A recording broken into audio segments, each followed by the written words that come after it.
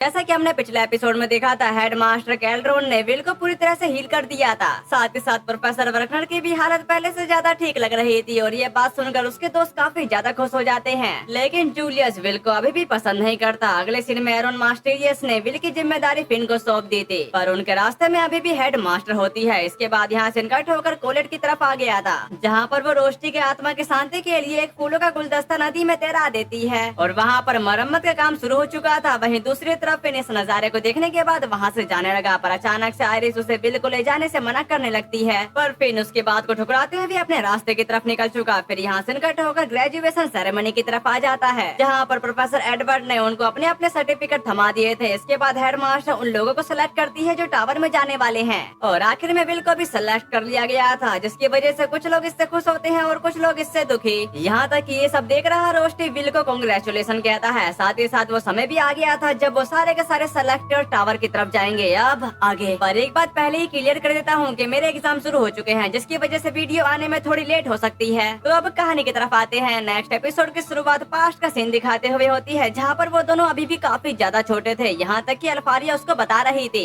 क्या तुम डूबे हुए सूरज के बारे में जानते हो? कहते हैं कि वह एक लंबी सुरंग के आखिर में होता है और तुम्हें हर तरह के खतरे का सामना करना होगा, इसलिए तैयार रहने के लिए हमें काफी सारा मैजिक सीखना होगा। तभी बैकग्राउंड में हमें विल की आवाज आती है, जब तुमने अपने सपनों के बारे में बात की तो तुम्हारी आंखें जेम्स की तरह चमक उठी। साथ ही साथ तुम इतनी चकाचौंध कर देने वाली हद तक शानदार थी और मैं पूरी तरह से कमजोर था। जिसके बाद बिल एल्फी के सवालों का जवाब देते हुए कहता है, एल्फी मुझे पता है कि तुम ये कर पाओगे, लेकिन शायद मैं ऐसा नहीं कर सकता। उसकी ऐसी बातों को सुनकर एल्फी उस पर चढ़ने के साथ रोते हुए बताती है कि बिल अगर तुम मेरे साथ नहीं रहोगे तो बात नहीं बनेगी, और वैसे भी अगर तुम वहाँ नहीं रहोगे तो फिर कोई फायदा भी नहीं है, तो चलो हम साथ चलते हैं। फिर यहाँ से कट होकर प्रेजेंट की तरफ आ गया था, जहाँ पर बिल काफी ज्यादा खुश होने के साथ इसी चीज को याद करते हुए भी कह रहा था, तब से 5 साल बीत चुके हैं और अब मैं वही जा रहा हूँ जहाँ तुम हो। इसी के साथ यहाँ से कट होकर नोबट क्वार्टर हाई एंड क्लोथर लेस एले की तरफ आ गया था। वहीं दूसरी तरफ वो सारे के सारे नए आउटफिट में काफी ज्यादा कूल दिख रहे थे, जबकि दूसरी तरफ 10 प्रो लेसेल बुटीक ब्रांड टाल लेसे एले के मालिक उन सभी को बता रहे होते हैं इंटेलिजेंट हार्मनी और स्कॉलरशिप के प्रिंसिपल को रिगार्डन मैजिकल अकेडमी में काफी ज्यादा रिस्पेक्ट दिया जाता है और केवल उन्हीं लोगों को ही हाई मेज का साइन व कलरफुल ग्लोरिया धारण करने की परमिशन मिलती है जो इन तीनों क्वालिटीज को अपने अंदर असिमिलेशन कर चुके हों। साथ ही ये आउटफिट आप सभी पर काफी ज्यादा ब्यूटीफुल लग रहे हैं। यहाँ तक कि फ्यूचर की ओर अपनी उड़ान भरते समय आप जो आउटफिट पहनेंगे उनकी देखरेख करने का मौका मिलना मेरे लिए सचमुच काफी बड़े सम्मान की बात है।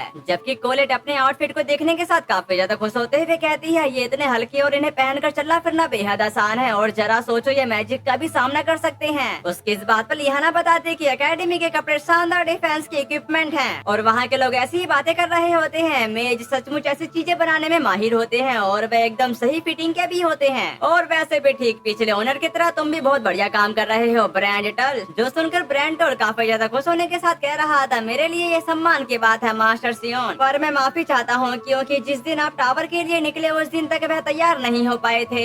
जिस बात का जवाब देते हुए सियोन बताता है कि इसमें तुम्हारी कोई भी गलती नहीं है। टर्मिनेलिया में जो भी कुछ हुआ उसकी वजह से हर कोई पीछे रह गया है। जबकि दूसरी तरफ जूलियस गहरी गहरी सांसें लेते हुए कहता है, तो यह टावर पर चढ़ने के लिए खास पोशाक है ना? पर कोलेट उसके मरियल जैसे चेहरे देखने के बाद उससे पूछती है, जूलियस क्या बात है, तुम काफी समय से थोड़े उदास लग रहे हो। अब ये सुनकर जूलियस उस पर भड़कते हुए कहता है कि चुप रहो, मुझे अकेला छोड़ दो। और इसी की वजह से कोलेट अचानक से पीछे गिर चुकी थी। इसी के साथ वहाँ के धीरे धीरे पुतले गिरने लगते हैं और एक पुतला जाकर सीधे जूलियस पर जा गिरा, जिसकी वजह से उसका टंटोला फूट जाता है। साथ ही साथ जूलियस अपना टंटोला पकड़ते हुए कोलेट पर गुस्सा करने के साथ कहता है, कोलेट तुम तो लॉर्ड ऑफ डिस्ट्रक्शन हो। उसकी ऐसी बातों को सुनकर कोलेट उससे माफी मांगने लगती है, यहाँ तक कि वो ओनर से भी माफी मांगने लगी क्योंकि उसने यहाँ पर ये कांड कर दिया है। उसके सवाल का जवाब देते हुए वहाँ का ओनर बताता है कि इसमें कोई भी तकलीफ नहीं है, प्लीज बस सब कुछ जैसा है वैसा ही छोड़ दो। अब ये सुनकर कोलेट वहाँ से भागने के साथ अभी भी उससे माफी मांग रही थी। फिर यहाँ से कट होकर लियाना की तरफ आ गया था,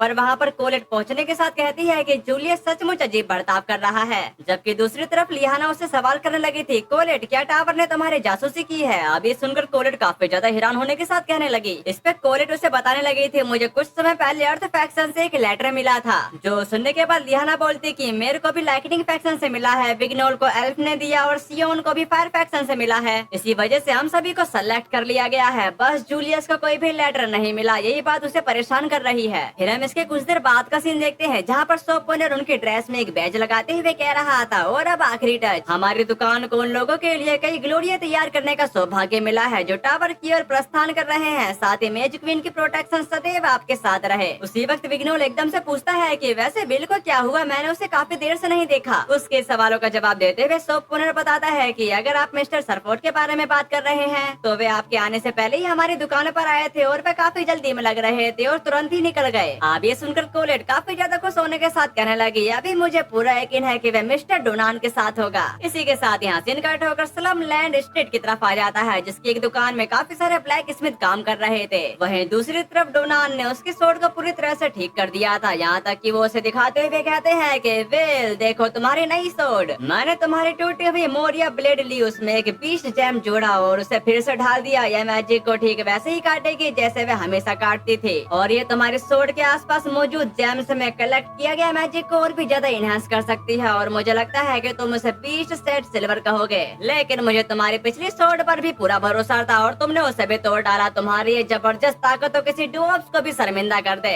अब ये सुनकर बिल उनसे माफी मांगते हुए कहता है, माफ करना मिस्टर डोनान, पर इसके लिए शुक्रिया और मुझको आपको कितने पैसे देने होंगे। जिसके जवाब पर डोनान बताते हैं कि मुझे तुम्हारे पैसे की जरूरत नहीं है और ये हम सबको बचाने के लिए शुक्रिया अदा है। और हाँ, वहाँ अपना सबसे अच्छा परफॉर्म करना, भले ही वह एक टावर हो लेकिन वहाँ जाकर धूम मचा देना। इस बात पर एग्री करते हुए बिल निकल जाता है अपने साथियों की तरफ क्योंकि वो साथ में ही टावर की तरफ जाने वाले हैं। लेकिन टावर के एंट्रेंस गेट की तरफ हम क्लैरिसिरा को देख पाते हैं जो उन सभी को देखते हुए कह रही थी, लगता है तुम 50 लोग यहाँ पर आ गए हो, है ना। साथ ही ये सारी नई लवेली ग्लोरिया मेरी आंखों को चकाचौंध कर रही है और अभी हमारे पास स्टाफ की काफी कमी है, इसलिए तुम सबकी देखभाल करने के लिए मैं अकेले ही रहूंगी। साथ ही साथ मैं तुम्हारा काम पूरी तरह से ठीक से करूंगी, इसलिए तुम लोग बिल्कुल भी चिंता मत करो। जिसके बाद वो गेट को खोलने के साथ बताती है कि तो फिर ऐसा लगता है कि तुम सब पूरी तरह से तैयार हो, तो क्यों ना हम सीधे काम की बात पर आ जाएं। तो रिसर्च के 7 और एक सख्त जहन्नुम में तुम्हारा स्वागत है मेरे प्यारे नए साथियों।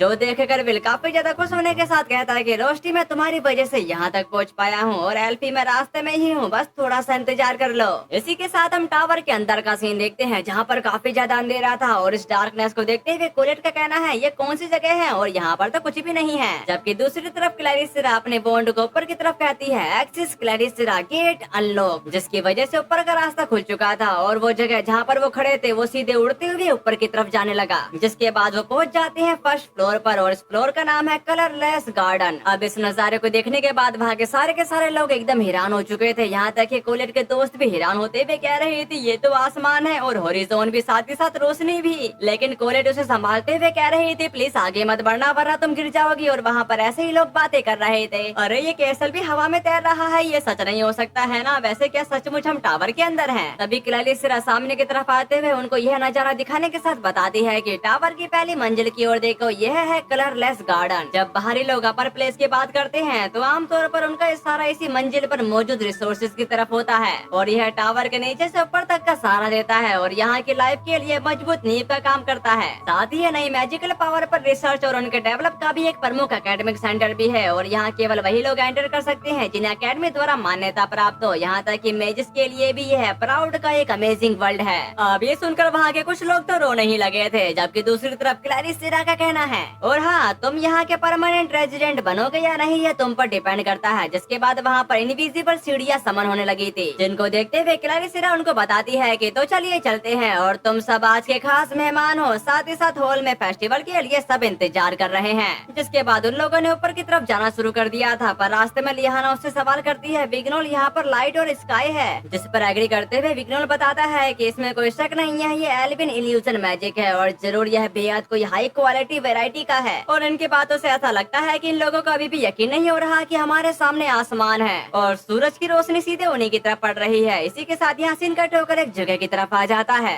जहाँ पर कोलेट कलरलेस गार्डन के असली नजारे को देखने के बाद उसकी आंखें फटी की फटी रह गई थी। साथ ही वो बिल को भी इसमें घसीटते हुए कहती है कितने सारे लोग वही ग्लोरिया पहने हुए हैं जो हमने पहनी है और वहाँ पर एक मोरी गार्डन है, यहाँ तक कि वह सारी मैजिकल हर्ब और क्या वह सामने मैजिकल पीस्ट की रिसर्च की जगह है। यह सचमुच मैजिकल रिसर्च की सबसे अगली लाइन है, लेकिन थोड़ी देर जरूर हो गई है, पर इसे देखकर मुझे सचमुच ऐसा लग रहा है जैसे मैं एक हाई मेज बन गई हूँ। उसको खुशी से झूमता हुआ देखकर विल भी इम्प्रेस हो जाता है, पर कोलेट सामने की दुकान को देखते हुए कहने लगी उनके पास क्रैप की दुकान भी है। अब ये सुनते ही लियाना के कान खड़े हो चुके थे, यहाँ तक कि वो अपनी मैजिकल पावर का इस्तेमाल करने के साथ सीधे उसी की तरफ चली जाती है। साथ ही साथ वो सोप ओनर को बता दे कि नाइट कभी भी अपने बाल वादे से पीछे नहीं हटते, साथ ही मुझे किसी बदलाव की जरूरत नहीं है। उसकी अजीबोगरीब बातों को सुनने के बाद कोलेट उस पर चिल्लाने के साथ कहती है कि लियाना तुम मुझसे ये क्या कह रही हो। फिर इसके कुछ देर बाद वो उसे घसीटते हुए बताती है कि हम अभी टावर के एंट्रेंस सेरेमनी के बीच में है और ये खाने का समय तो बिल्कुल भी नहीं है, समझी? तो चलो चलते हैं। अब इस नजारे को देखने के बाद बिल कहता है कि मैं देख रहा हूँ कि लियाना बिल्कुल वैसी ही है जैसा वह हमेशा रहती है। जिस बात पर अग्री करते हुए विग्नोल का कहना है, सच कहूँ तो उसकी वह जबरदस्त भूख अब तो यह काफी ताजगी भरी लगती है।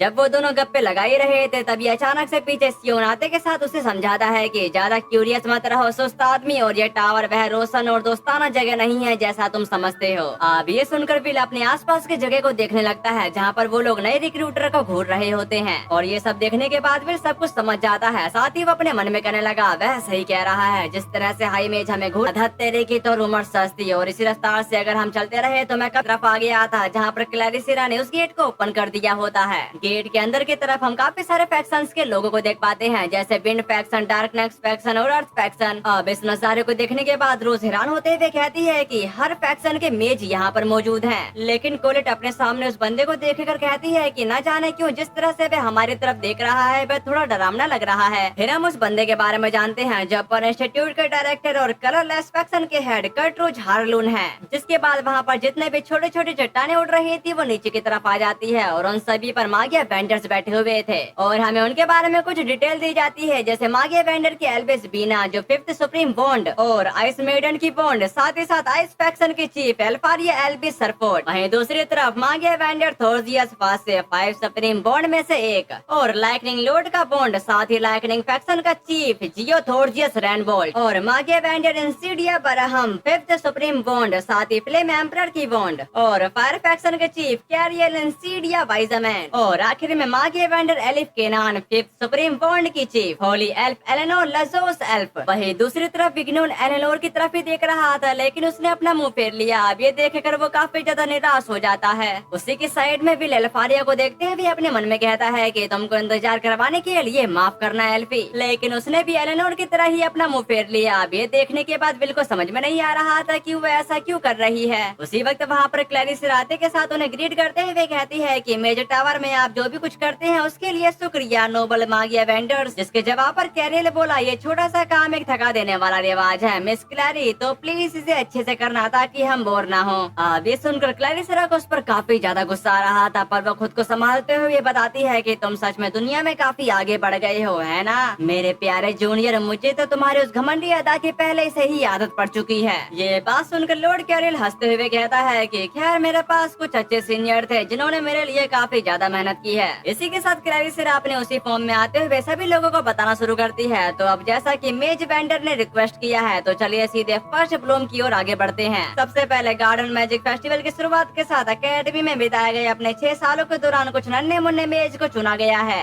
जिसकी वजह से अब उन्हें वह चीज प्रोवाइड की जाएगी जिसे हम ब्लेसिंग ऑफ दी कलर कहते हैं। जो सब बताने के बाद वहाँ के सारे मागिया वेंडर्स ने अपने अपने फैक्शन के हिसाब से लोगों को सेलेक्ट करना शुरू कर दिया था, और जो भी बंदा जिस फैक्शन में गया उस फैक्शन के हिसाब से उसका आउटफिट पूरी तरह से बदल जाता है। अब ये सब देखने के बाद विल और जूलियस काफी ज्यादा हैरान हो चुके थे। अब ये सब देखने के बाद वहाँ के सारे लोगों की आंखें फटी की फटी रह गए थे, जबकि कोलेट बताती है कि मेरा गहरे भूरे रंग वाला है और मेरा ब्रोच ये अर्थ फैक्शन का प्रतीक बन गया। इसी के साथ वहाँ के सारे मागिया वेंडर्स ने अपने अपने हिसाब से लोगों को सेलेक्ट कर लिया था, और जो लोग इसमें सेलेक्ट नहीं हुए हैं विल, जूलियस और कुछ लोग इसमें शामिल हैं। जबकि विल काफी शॉक्ड होते हुए अपने मन में कहने लगा, मेरा वाला तो कोई भी कलर का नहीं है, क्या इसका मतलब है कि किसी ने मेरे को सेलेक्ट नहीं किया। फिर हम इसके कुछ देर पहले की कहानी के बारे में जानते हैं, जहाँ पर एल्फारिया बच्चों की तरह रोते हुए कह रही थी, सरिसा तुम झूठी हो, तुमने कहा था कि अगर विल टावर पर चढ़ गया तो मुझे उसकी जासूसी करने की परमिशन मिलेगी। उसके इन सवालों का जवाब देते हुए सरिसा बताती है कि बच्चों की तरह नखरे करना बंद करो, सब कुछ साफ साफ दिखाई दे रहा है, इसलिए खुद को ठीक से संभालो। उसकी इस बात पर अल्फारिया बताती कि तुमने कहा था कि जब तक विल स्कूल में है मैं यह नहीं कर सकती, इसलिए मैं रुकी रही, और अगर उसने खुद को काबिल साबित कर दिया और क्या तुम्हें और बाकी फैक्शन को उसे अपना नहीं लेना चाहिए था। साथ ही साथ वो सारे लव लेटर्स, मेरा मतलब है विल के लिए मैंने जो स्काउटिंग के प्रपोजल लिखे थे उसका क्या होगा, ये सब तुम्हारी गलती है कि वह कभी उस तक पहुँच ही नहीं पाएंगे।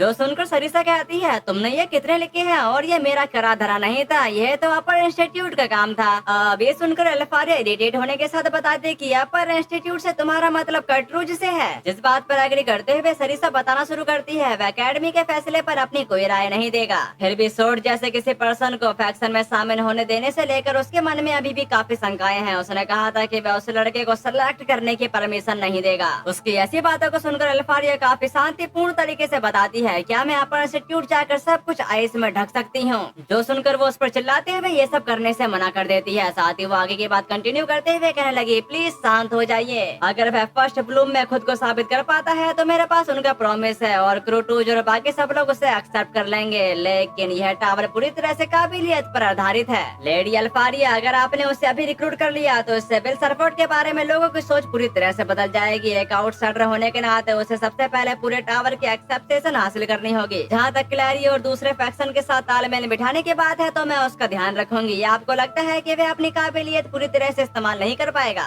जो सब जानने के बाद अल्फारिया ये सब ना चाहते हुए भी उससे कहती है, मुझे ऐसा नहीं लगता। अगर मैं बिल को जानती हूँ तो वह निश्चित रूप से इससे बेहतर कर पाएगा। प्रेजेंट की तरफ क्लैरिसरा उन सभी से कह रही थी, क्लर्क का ये है ब्लेसिंग अपने आप में ही एक प्रेस्टिजियस रिवॉर्ड है और अब उन फैक्शंस के पास जाओ जो तुम्हारा इंतजार कर रहे हैं। मुझे उम्मीद है कि तुम में से कम एक तो टावर के सबसे ऊंची पीक तक पहुंचेगा। यहाँ तक कि वहाँ पर जितने भी लोगों को सेलेक्ट कर लिया गया था वो धीरे धीरे अपने फैक्शन की तरफ चले जाते हैं, जिसके बाद वो चट्टाने धीरे धीरे ऊपर की तरफ जाने लगी। उन सभी को वहाँ से जाता देखकर वो सभी के सभी काफी ज्यादा हैरान हो चुके थे। यहाँ तक कि बिल अपने मन में कहने लगा, जब इसका इतना बड़ा असर हुआ तो वह एक्सेप्ट करने वाली ब्लेसिंग इसका क्या मतलब है और यहाँ पर ये चल क्या रहा है? और जब वो ऐसा सोच रहा था तभी दूसरी तरफ क्लैरिसरा कहने लगी, अब आप में से जो लोग टावर तक पहुँच गए हैं लेकिन जिन्हें ब्लेसिंग नहीं मिली है वह कलरलेस हैं। दूसरे शब्दों में कहे वह बेकार हैं। टावर के पीक तक केवल वही मेज पहुंच सकते हैं जो किसी फैक्शन से जुड़े हों, इसके अलावा किसी और को आगे बढ़ने की परमिशन नहीं है। जो सब जानने के बाद लिहाना हैरान होते हुए कही, तो जो बात सिर्फ हाई रैंकिंग वाले नोबल लोगों तक लीक हुई थी वह सच थी और इसके आगे के बाद हमें सीओ से पता चलती है जो लोग किसी फैक्शन में शामिल नहीं हो पाते हैं वे हमेशा के लिए फर्स्ट फ्लोर पर ही रह जाते हैं, जिसकी वजह से टावर के लिए महज कबाड़ बनकर उनका अस्तित्व केवल बेहतरीन हाई मेज को सहारा देने वाले पुर्जों के रूप में ही रह जाता है। नीचे की तरफ जूलियस कांपते हुए कह रहा था, अपने शान के परछाई में खड़े इस टावर का निकनेम मैजिक बॉन्ड का कब्रिस्तान है। जबकि दूसरी तरफ क्लैरिसरा बोल पड़ी, लेकिन क्योंकि तुम सब यहाँ तक टावर तक पहुँच गए हो तो तुम सभी को एक और मौका जरूर दिया जाएगा और इसी के साथ अपनी काबिलियत अभी इसी वक्त साबित करो। हो सकता है कि कोई फैक्शन तुमको अपने साथ शामिल कर ले और यह फर्स्ट ब्लूम का मेन इवेंट है। अगर तुम आज से पहले खुद को साबित नहीं कर पाए तो अब वह समय आ गया है जब तुम अपनी असली पहचान दुनिया को दिखाओ और पूरी तरह से खिल उठो। जिसके बाद उस पोर्टल में से काफी सारे मोस्टर बाहर की तरफ निकलने लगे थे, जिनको देखते हुए क्लैरिसरा कह रही थी, इस टावर में बस एक ही रूल है, अपनी काबिलियत साबित करो। चलो पहला फर्स्ट ब्लूम शुरू होने दो। इसी के साथ ये इवेंट शुरू हो चुका था जहाँ पर ये मोस्टर काफी बेरहमी के साथ उन सभी को मार रहे होते हैं और ये सब देखते हुए क्लैरिसरा कहती कि तुम्हारा काम काफी आसान है, उन मोस्टर्स को जान से मार डालो और तुमने जिन भी टेक्निक्स में महारत हासिल कर रखी है उसका इस्तेमाल करके फाइट करो। साथ ही साथ उन पर ढेर सारे शानदार मैजिक बरसाओ, यहाँ तक कि अलग अलग फैक्शन से मदद मांगने में जरा भी संकोच मत करना, ठीक है? फाइट की तरफ वो दोनों पीठ पिटाकर साइड की तरफ हट चुके थे, जबकि लिलिल का कहना है, भले ही हम जैसे चाहे वैसे फाइट कर सकते हैं लेकिन हम उनका सामना कैसे करें? इस पे उसका साथी बताता है कि हमें कुछ नहीं करना है, बस अटैक करना है, इसलिए तैयार हो जाओ। जो सुनने के साथ उन दोनों ने मिलकर एक साथ उस पर अटैक कर दिया था, पर उन दोनों के कंबाइन अटैक के बावजूद भी उस मोस्टर को कुछ भी नहीं होता। जबकि दूसरी तरफ से कुटरू झारलोन की आवाज आती है जो कह रहा था, टावर द्वारा फर्स्ट फ्लोर के गार्डियन के तौर पर बनाए गए हैं और वैसे तुम्हारे सामने जक्टोनिया खड़े हैं। अगर तुम सिर्फ उनकी पर्सनल पावर पर ध्यान दो तो ये 30 क्रेडिट के बराबर होंगे। ये डंजन के बीच के फ्लोर के आखिरी हिस्सों में पाए जाने वाले मोस्टर को भी टक्कर दे सकते हैं।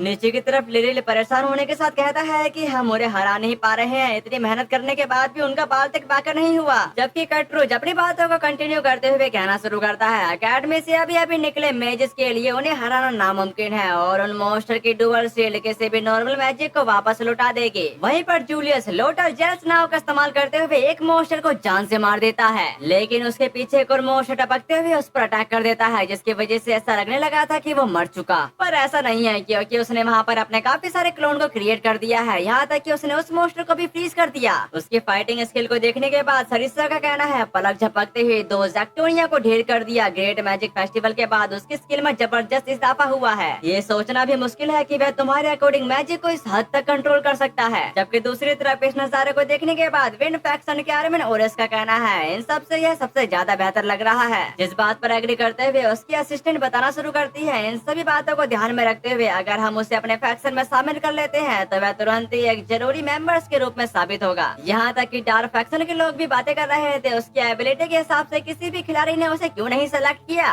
उन सभी की ऐसी बातों को सुनते हुए जूलियस मन ही मन में खुश होते हुए कह रहा था, बिल्कुल सही, मैं एक जीनियस हूँ, मैं क्लोनिंग मैजिक का इस्तेमाल कर सकता हूँ और मैं एक खूबसूरत जवान नोबल हूँ। मेरी तुलना इन एरो गैरो से करना बेवकूफी है, इसी वजह से मुझे सेलेक्ट तो किया जाना ही चाहिए था। देखो मैं कितना खूबसूरत हूँ, मैं कितना होशियार हूँ। तो लेडी एल्फारिया प्लीज मेरी तरफ देखिए। लेकिन एल्फारिया तो उसको घास तक नहीं डालती। अब ये देखने के साथ जूलियस के तो हजारों टुकड़े हो चुके थे, यहाँ तक कि वो एक खाई में गिरते हुए कह रहा होता है, लेकिन क्यों? क्या ये ग्रेट मैजिकल फेस्टिवल की वजह से था? क्या इसलिए मैं बदतमीज था और उन नो टैलेंट लोगों को सताता था? जबकि बरकुन फ्री नाइट उसे देखते हुए कह रहे थे, अगर उसके पास आइस मैजिक ना होता तो हम उसे तुरंत अपनी टीम में ले लेते। फिर हम यहाँ पर देखते हैं जहाँ पर आर्मिन कह रहा होता है, उस आइस वाले बंदे के अलावा मुझे कोई भी अच्छा मैच नहीं दिख रहा। जबकि दूसरी तरफ सरिसा का कहना है, ना चाहे अच्छा हो या बुरा, पर एक और चीज है जो हमारा ध्यान उसकी तरफ अट्रैक्ट कर रही है। फिर हम विल की तरफ आते हैं जहाँ पर एक मोस्टर ने उस पर अटैक कर दिया था, लेकिन वो उसके अटैक को बार बार डोज करे जा रहा था, जो देखते हुए जूलियस उस पर गुस्सा करने के साथ कहता है कि अबे उस सुस्त आदमी, तेरे को क्या हो गया है? तू तो पिछले फाइट में काफी कमाल का लग रहा था। उसकी ऐसी बातों को सुनकर विल को भी समझ में आ जाता है, यहाँ तक कि वो किकी से कहता है कि किकी मुझे यह काम खुद करना होगा, जो सुनकर किकी भी समझ जाती है, इसलिए वो वहाँ से जाने लगी। उसके वहाँ से चले जाने के बाद विल फॉर्म में आते हुए अपने मन में कहने लगा, तो वो उदास सा चेहरा इसी वजह से था, है ना एल्फी? तुम यही कह रही थी, इसी वजह से मुझे माफ कर देना, मैं तुम्हें स्काउट नहीं कर पाया, पर कोई बात नहीं, मैं अपने पैरों पर चलकर खुद ही तुम्हारे पास पहुंच जाऊंगा। इसी के साथ विल काफी तेजी से उस मोस्टर की तरफ बढ़ते हुए अपने सोर्ड का इस्तेमाल करने के साथ एक ही बारी में उसको बीच में से ही काट देता है। अब ये देखने के बाद वहाँ के सारे मागी एवेंजर्स काफी ज्यादा हैरान हो चुके थे, यहाँ तक कि सरिसा की आंखें फटी की फटी रह गई थी। जबकि लोग विल का कहना है, जैक्टोनिया को उसने एक ही बारी में 2 हिस्से कर दिए, क्या बात है, वह तो अपने अपोनेंट के मूव को पहले ही सेंस कर पा रहा है, क्या बात है, पर मुझे यकीन नहीं हो रहा। फाइट की तरफ विल अपने मन में कहा, मैंने वह अटैक पहले ही देख लिया है और मैं अपने अपोनेंट्स के मूव को पहले से कहीं ज्यादा साफ तौर पर देख पा रहा हूँ। साथ ही साथ ये ग्लोरिया कितनी लचीली और हल्की है, इसे पहनकर घूमना कितना आसान है, और यह मिस्टर डोनाल्ड द्वारा बनाए गए सोड हर चीज को काट सकती है। इस वक्त मुझे ऐसा लग रहा है जैसे मैं कुछ भी कर सकता हूँ। लेकिन वो मोस्टर आते ही जा रहे थे, रुकने का नाम नहीं ले रहे थे, जो देखकर जूलियस भी काफी ज्यादा परेशान हो जाता है। पर वो भी हार नहीं मानना चाहता था, इसलिए उसने ग्लास आइटियर से उस पर अटैक कर दिया, लेकिन वो मोस्टर उसके अटैक से बच जाता है, जिसकी वजह से वो अटैक सीधे अल्फारिया की तरफ जाने लगा। ये देखने के साथ भी अल्फारिया की तरफ बढ़ते हुए जूलियस के अटैक को अपने सोर्ड में अब्सॉर्ब कर लेता है। अब ये देखकर अल्फारिया, यहाँ तक कि जूलियस भी काफी ज्यादा हैरान हो चुके थे, जिसकी वजह से उसके अंदर एक्स्ट्रा ऑर्डिनरी पावर आ चुकी थी, और इसी का इस्तेमाल करते हुए वो काफी सारे मोस्टर को बीच में से ही काटे जा रहा था, और वो ये सब करते हुए काफी ज्यादा कूल दिख रहा था। और इस चीज को देखने के बाद अल्फारिया के चेहरे पर एक प्यारी सी स्माइल आ चुकी थी। वैसे अब मेरे को ऐसा लगता है कि विल की पावर को देखने के बाद वहाँ के सारे फैक्शन आपस में ही लड़ने वाले हैं, और विल कौन से फैक्शन में जाता है ये तो हमें अगले एपिसोड में ही पता चलेगा। साथ ही साथ इस शानदार सीन के साथ हमारे